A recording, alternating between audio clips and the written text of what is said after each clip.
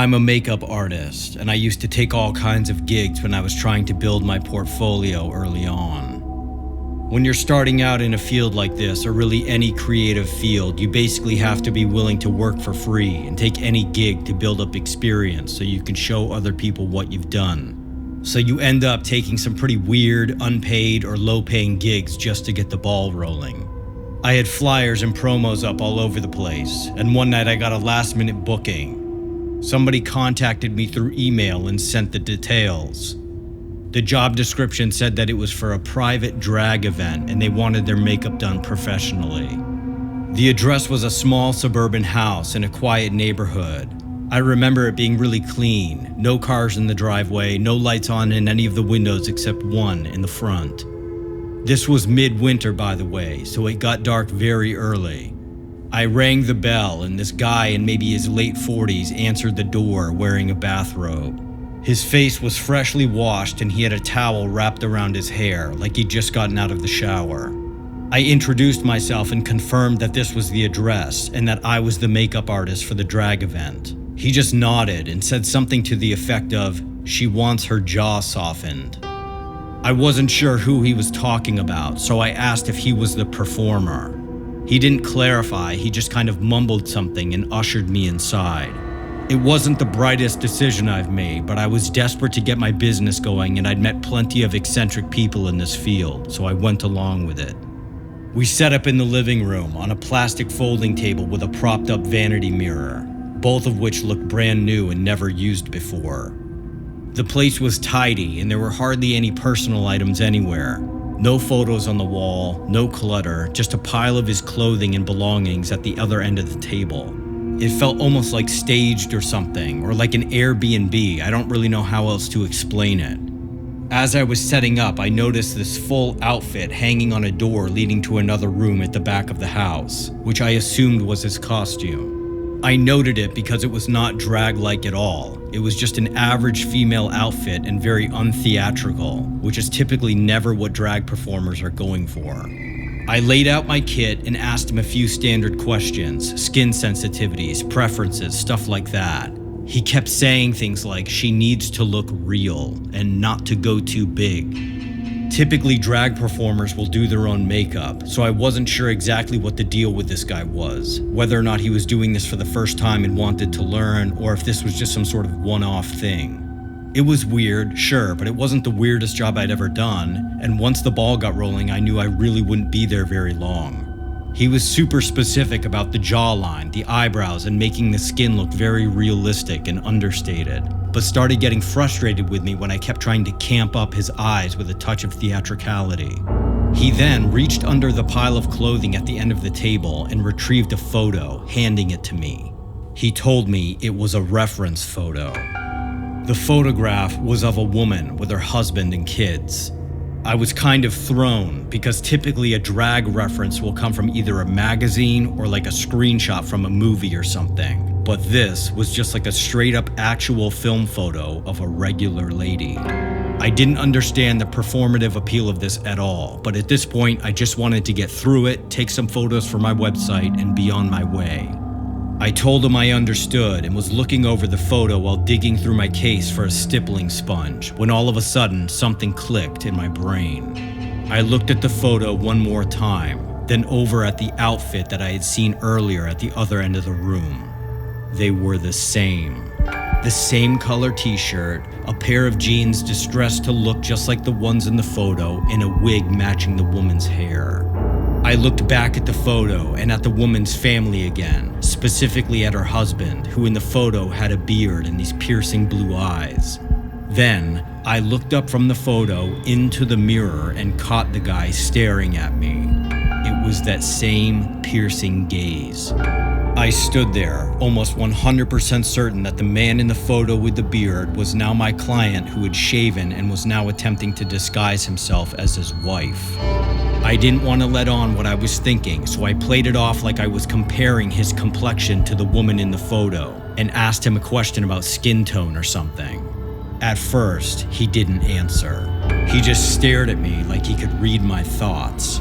But then he answered my question, breaking eye contact, his eyes flicking down to the photo and then back to himself in the mirror. Something about the shift in his energy, something about how still he went, put every nerve in my body on alert. I couldn't tell if he knew that I was aware of what was going on or not. I kept working, trying to play it cool, but my mind was racing. This wasn't drag. This wasn't a performance. He was pretending to be someone else. He was trying to be her, his wife or ex-wife or whatever she was. I fumbled through my kit and mumbled something about needing to get some more concealer from my car. He nodded like he didn't really care. I kept my voice steady, told him I'd be right back, and grabbed my keys like it was nothing. The second I stepped outside and closed the door, I bolted for my car. I drove to the nearest gas station, parked under the lights, and just sat there trying to catch my breath. Then I called my older sister. She used to work in social services, and I didn't want to call the cops without knowing what the hell I was even reporting. She was silent for a few seconds, then asked me to describe the woman in the photo, the kids, and the house. She said it sounded like he was trying to disguise himself as her to get around some kind of restriction, like a custody issue or a restraining order. Maybe even to try and pick the kids up from school or daycare or an after-school game without being recognized. That possibility hit me like a punch in the chest. I called the non-emergency police line and gave them the address and everything I remembered. They said they'd send someone to check. A few days later, I followed up, and all they'd say was that the man had been spoken to. They wouldn't give me more details. Luckily, they were able to recover the kit that I had left there, and I was able to drive over and pick it up. I don't know if he ever went through with whatever he was planning, and I don't know if that woman is okay or if those kids are. But I'll always remember how blank his face looked when he said, "She needs to look real," like that woman was just a costume.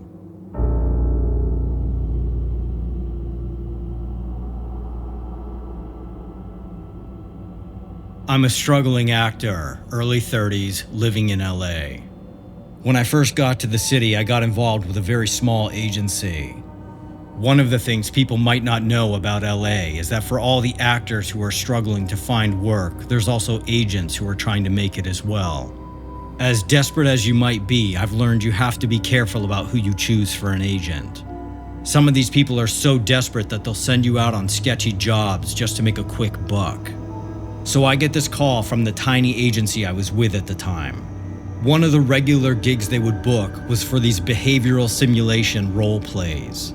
These were gigs where you'd either pretend to be a medical patient or a doctor or a patient's family member or something.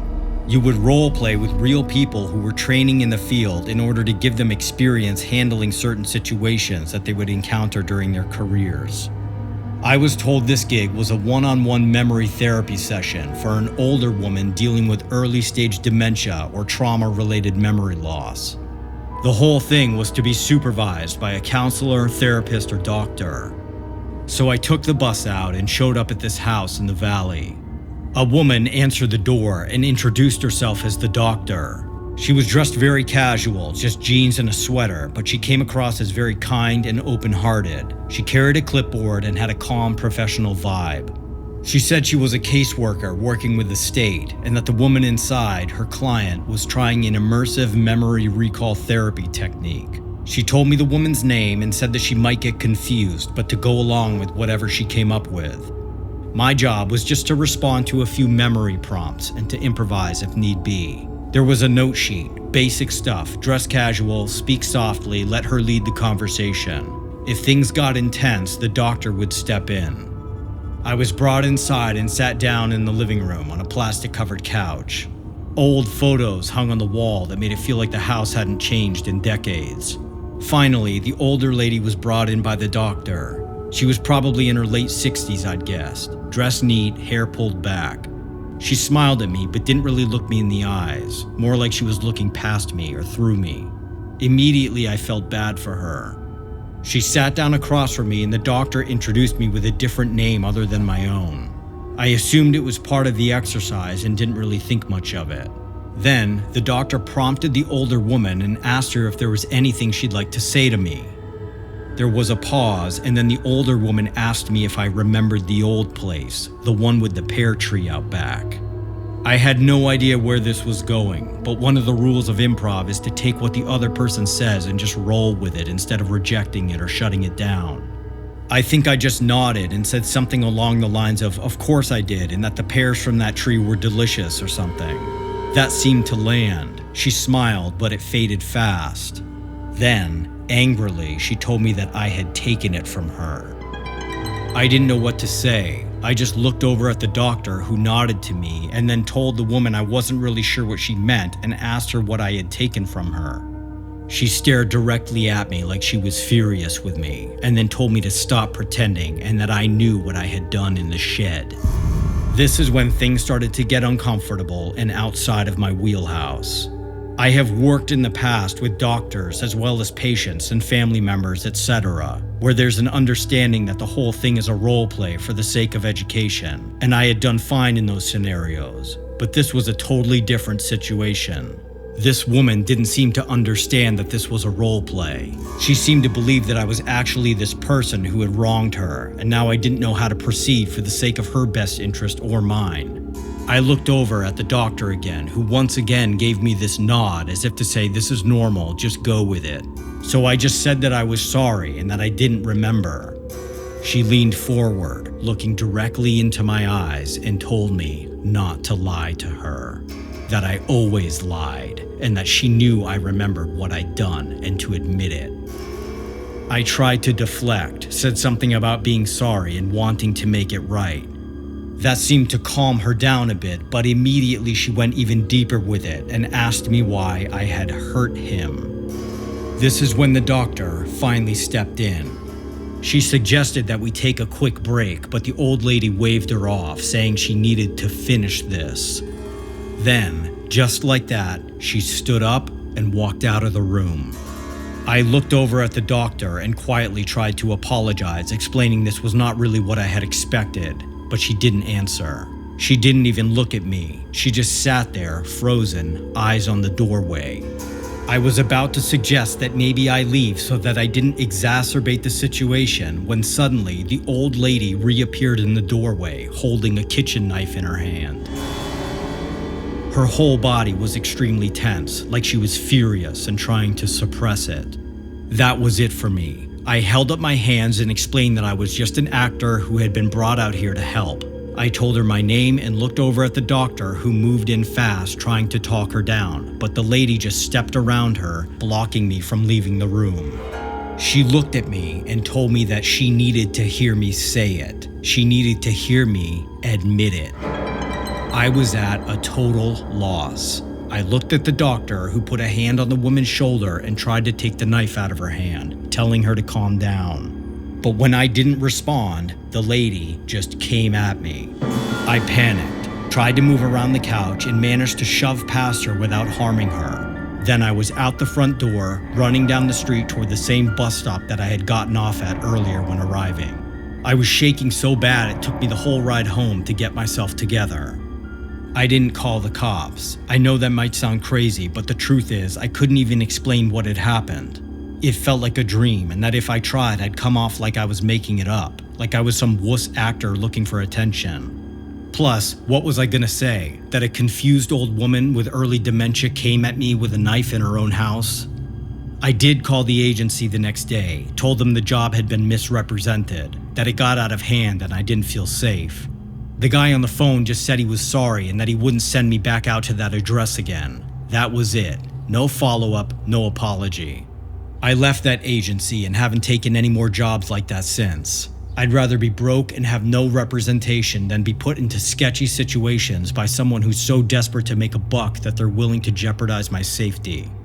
I still think about that lady from time to time, the way she looked at me. Not like she was delusional, not like she was confused, like she knew me. Like something inside her was totally convinced I was someone who had done something awful, and that this was her one chance to finally make it right. At the end of the day, the truth is some people carry things so heavy they can't put them down. Not even when the person standing in front of them is a total stranger. Not even when it's all supposed to be pretend.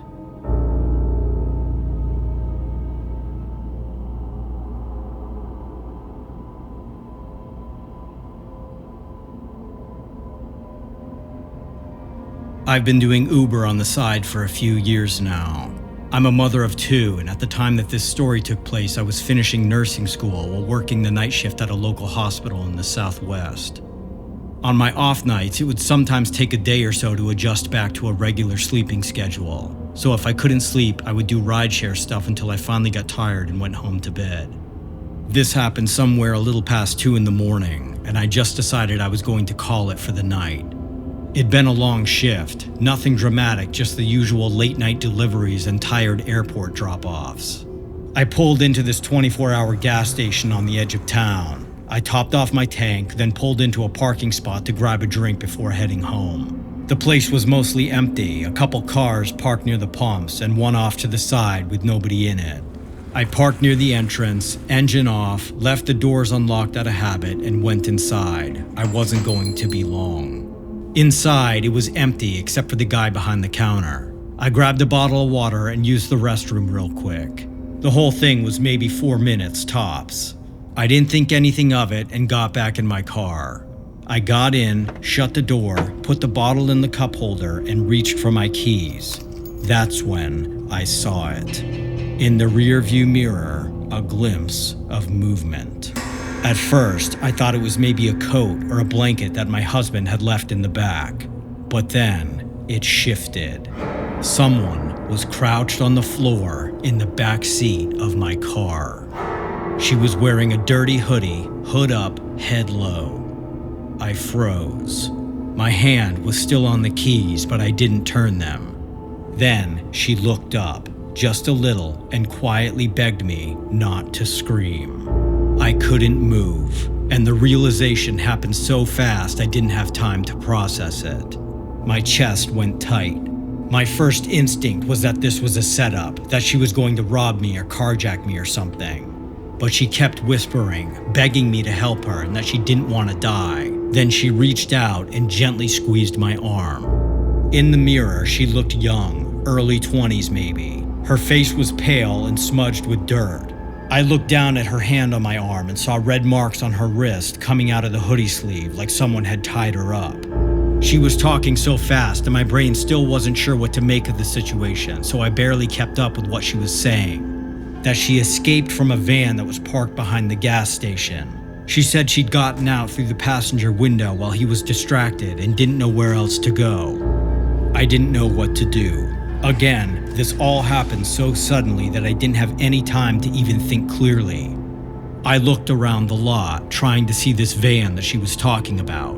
Then she whispered that he was here. I turned to look and saw a man walking across the lot from the far end. He was wearing jeans, boots, a black jacket, and a baseball cap. I couldn't see his face under the brim of the hat. I panicked and fumbled with my keys. It took me 2 tries to get them in. The girl ducked down again and started crying and freaking out, pushing herself as low and deep into the floor of the back seat as she could fit. The moment the car turned on, the man started running. I don't even remember putting it in reverse. I just remember the crack. Something heavy hit the back window. Maybe his fist, maybe something else, I don't know. It didn't break all the way, but it spiderwebbed across. The girl in the back seat completely lost her shit and I slammed on the gas. I didn't stop and I didn't look back. We hit the road and I just drove as fast as I could. I asked if she was okay and if she needed a hospital. She said no, just to take her to the police. The nearest station was maybe 15 to 20 minutes away. I pulled in fast, left the car running, and got her inside. Cops came out and took her in the back. One of them had me sit down and give a statement. Eventually, one of them came out and told me she'd been reported missing 2 days earlier. The police believed that she'd been picked up with the intention to traffic her. They sent units back to the gas station and the guy was already gone, but the van was still there, parked behind the building like she said. It had been wiped clean. No plates, nothing inside. The whole ordeal ended around 4 a.m. It was a total nightmare and I think about it all the time when I drive. I don't leave my doors unlocked anymore, not even to run inside for just a minute, not even in broad daylight. That night messed me up more than I'd like to admit. I don't know what would have happened if I'd come back a minute later, or if I'd chosen to lock my car, or if she hadn't gotten out of the van in time.